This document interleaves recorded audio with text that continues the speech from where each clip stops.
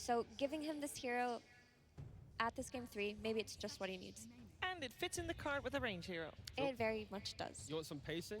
The Prophet goes back to mid, and you pick up Alchemist carry. Ooh. Radiance Blink, you're jumping in, you get an Orchid, No. but... You get the whole complete Denied. opposite. Well, but it's still Prophet in the mid lane at least, so it is a carry, and yeah, Morphling. Cool. Repositioning, not repositioning, but he can reposition himself, there we go, better way of wording it, to always find a hero. If Grim or Oracle show themselves for a second, then a Tusk can jump you, the Morph can jump you. They have ways to actually find heroes and kill them. They're not going to be kited like they were in the last game. Between Phantom's Embrace and Puck's Silence and TA's Traps, though, they can hit a nice timing where it's going to be really hard to play this Morphling if you don't have a BKB. And it'll be a while before Morph gets to that point. Yeah, I would say that both carries, maybe they got what they want, like a nice carry matchup. You can sit in your safe lane. You're probably not going to get like, pushed out of the laning stage. And Ghost Morph is very, very good, but I am a little afraid for Nigma in this draft. I will say overall, Nature's Prophet mid is an incredibly volatile hero.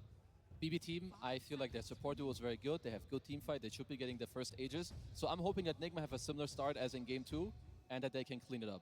I'm wondering about tempo, because we talk a lot about this mid lane, and it was the first 2 picks coming into this draft. How do both heroes compare in terms of tempo, Puck, Nature's Prophet? They're both going to have map play. They're both going to look for the fight, and I think both teams have well-layered lineups that they're going to be able to play a good laning phase, good mid game, good late game. It's an even draft on both sides, so it's kind of the perfect recipe for a good game 3.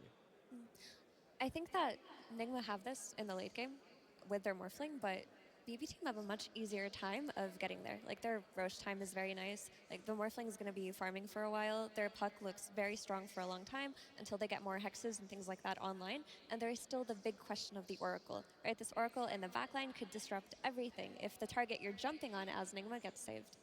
Yeah, for me, like Nigma, I'm just looking at a repeat of game 2. Like Sumail in the mid lane, be aggressive, go to the off lane. Hope that Omar and Noob have a good time in this lane because they need that. Allow Ghost to play in the safe lane. Let him be alone. Let him play a Morphling game. Get towards your Vlads, Manta, chill it out. Other people have a good time because BB team, I just really like what they have going. Okay, let's see who is going to secure themselves top 6 here in Hamburg. We are heading over to our commentary duo of Cap and SVG to find out what's going to happen. It's time to get down to business. Game 3 at the International is where teams are truly tested. Isn't that right, Avery? Well, other than the lower bracket. Because it's Nigma Galaxy. No. You really just had to kill that intro, huh? Thank you for the most awkward introduction to TI that I've been in like 10 years. Welcome, everybody, to Nigma Galaxy versus BB Team, Game 3. No lower bracket. Neither one of these teams want to be there. They want to stay in the upper bracket, particularly since the history of teams and that lower bracket final. I mean, I've talked to a lot of teams lately, and they've just been like, yeah, trying to bounce back from the lower bracket at TI is hard.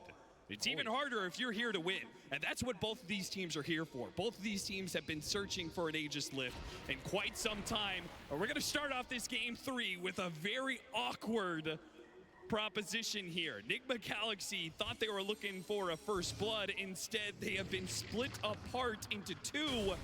Outnumbered, Noob being run down around the map, but BB Team, I guess they don't really have the way to be able to kill him and get it done quickly. They still have to worry about bounty runs. Well, no harm, no foul.